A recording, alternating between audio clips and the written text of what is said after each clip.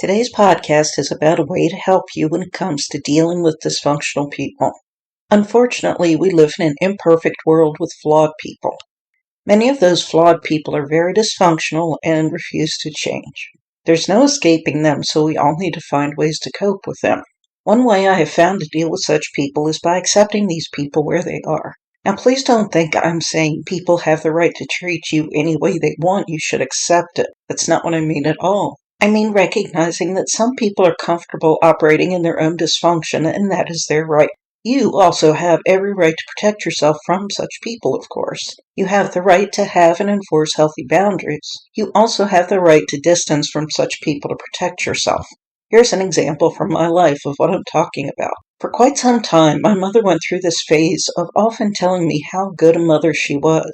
She regaled me with stories of how she took such good care of me. The stories were strange, to say the least. While there was some truth in many of them, she twisted some facts around to make herself look good. Other times, she denied any wrongdoing at all towards me.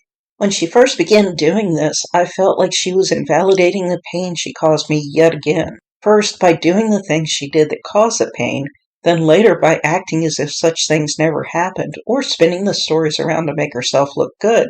And to add insult to injury, she clearly wanted me to validate her delusions. Naturally, I was incredibly hurt and angry when this happened. I literally could feel my blood pressure rise when she would start telling her tales, or if not then, when she wanted me to agree to her stories. In time, I realized something though. This was how she coped. I realized that my mother felt badly for doing abusive things to me. Not like a normal person would, though. She didn't feel badly for causing me pain. Instead, her actions were so embarrassing to her that she simply couldn't bear the thought of anyone knowing what she had done. That is why she started to reinvent the past. She worked very hard to convince herself, others, and even me that she didn't do the horrible things that she did, or those events didn't happen the way I remembered. She spun facts around in some way to make herself look good. The fact it hurt me didn't seem to cross her mind. Often when she said or did things to hurt me, she looked pleased with herself.